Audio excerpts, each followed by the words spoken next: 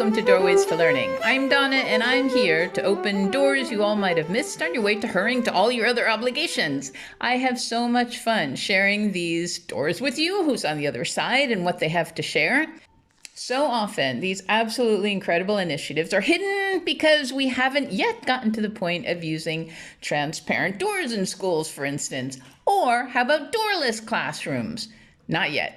Hopefully soon, one day. Have you seen designs done by educational architects these days? Just go into any search engine you use and type in educational environments creative, and you are going to see some incredible ways that students are existing in school in many different ways. Comfortable, color, just unbelievable. You won't even recognize it as a school.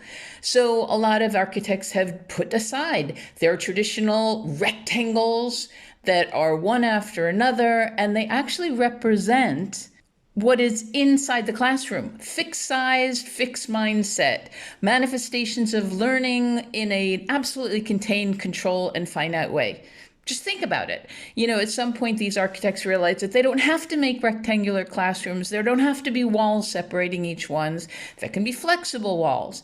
Anyway, they've taken a leap of faith, and they want the teachers to also us. Flowing spaces full of colors.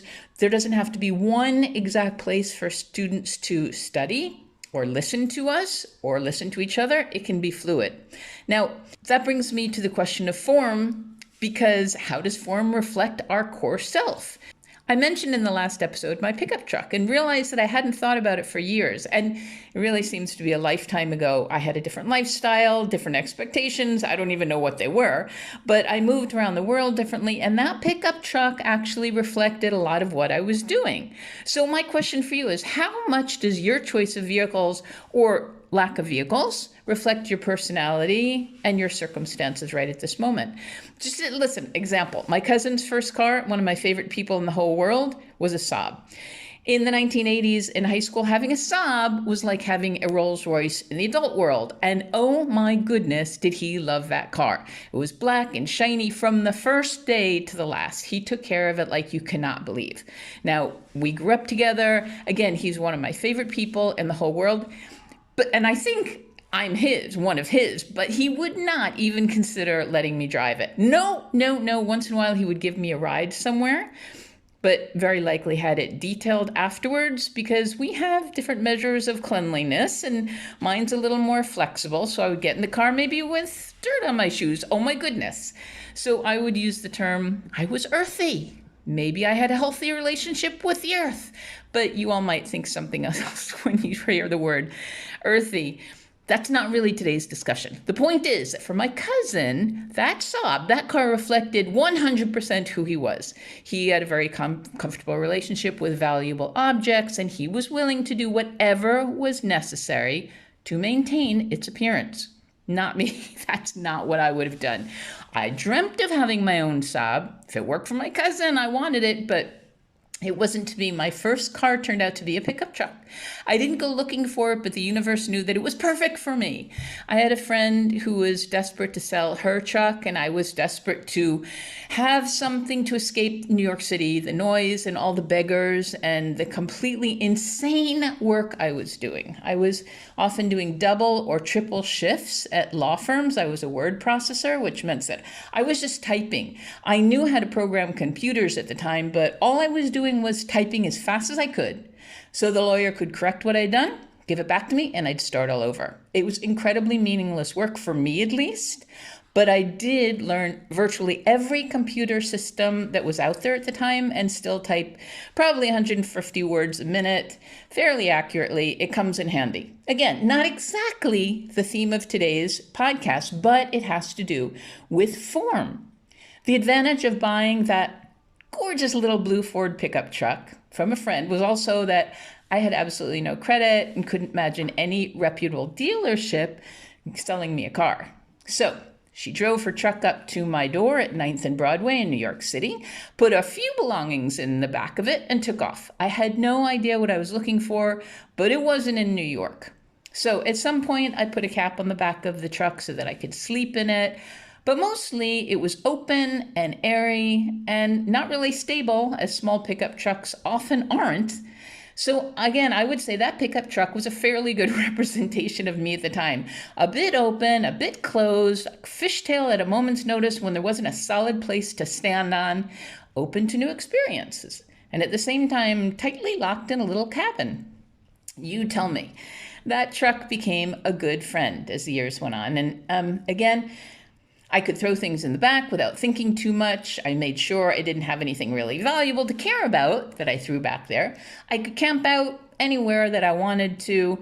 And I had the joy later, when I had a dog in New Mexico, of watching him right in the back with the wind playing with his face. And anyone who has a dog and when they stick their noses out the window, you know what that looks like. It's pretty funny, and they just can't get enough of it. So very visual, right? Again, the question is, what type of vehicle do you drive? What type of vehicle don't you or haven't you decided to not own? And do you think that either of those things says a lot about you?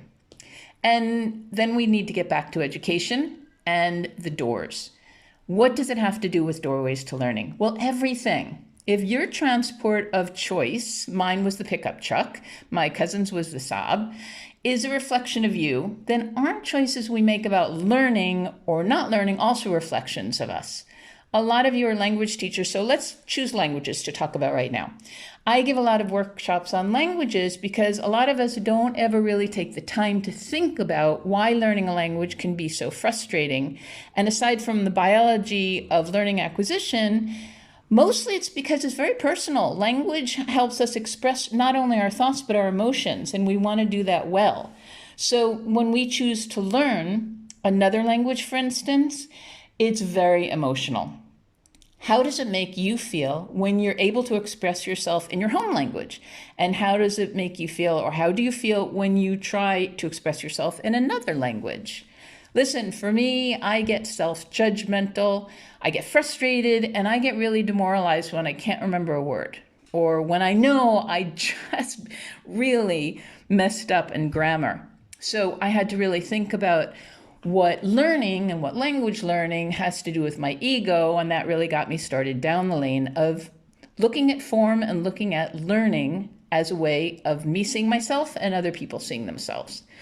So let's talk about the goal of language, because this also fascinates me. I'm in a country where language has a different definition than I do. What does language mean? Usually we think of language as a way of communication. We clarify ideas that are spinning around in our heads, or we try to clarify our emotions that are surging through our body, and both of those usually helps us feel better. But let's get a little more specific, because my question here is, do we learn language to speak or to listen, to understand the other person? And be honest with yourselves. Nobody is there listening to your answer. I would love to know, but I'm not there.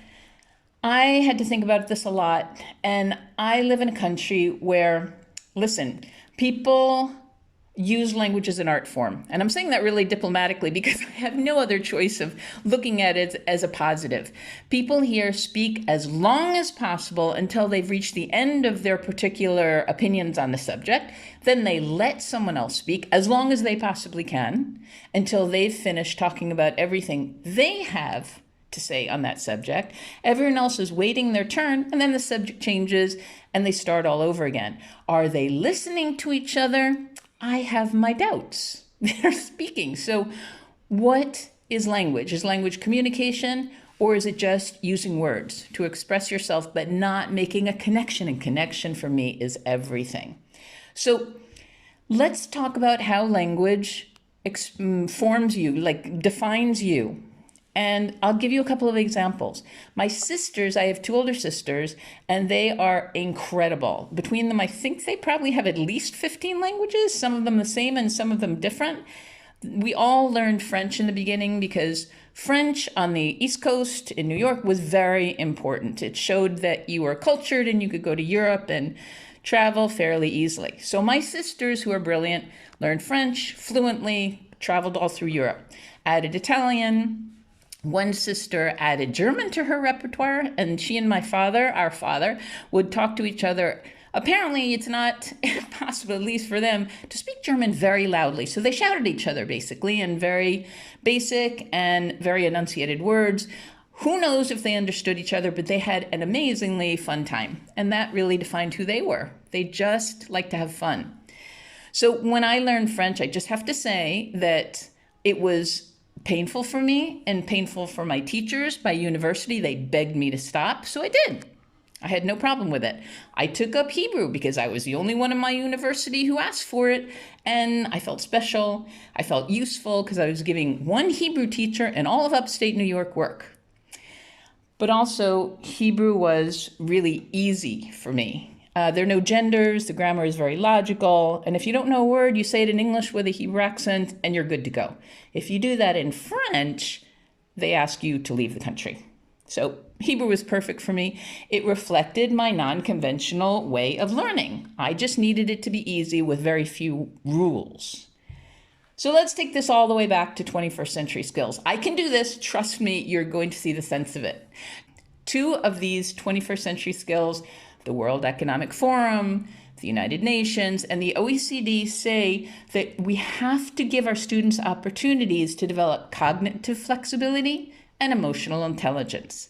So if we define ourselves by vehicles we use, or we don't, if we define ourselves by the clothes we wear or others wear, the physical activities we choose, or in the case of one of my brother-in-laws, how devoted he is to not exercising. If we, for instance, define ourselves by where we live and a home we own and a home we rent, in a home, for instance, my nephew has a home on 4 wheels, how much does that shape how we see each other?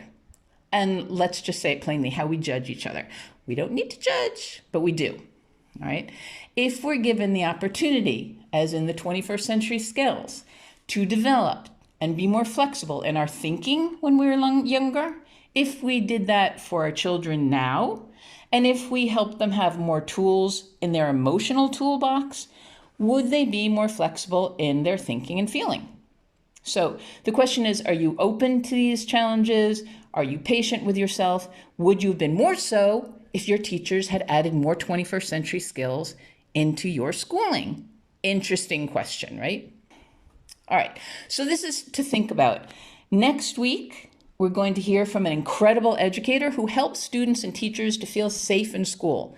Self-defense, which for him begins with a whole state of mind. He's big on helping people to be prepared for any situation by learning to bring down reaction to action. You will not want to miss the techniques he shares. So until then, see what doors you can open that you hadn't thought about looking behind until now. Have an incredible week. Find activities that will lighten up your lessons at scaffoldingmagic.com, other podcasts at Doorways to Learning with Donna. And in the meantime, have a gorgeous week walking in nature, whatever you need to define yourself and feel better. And we'll see you soon.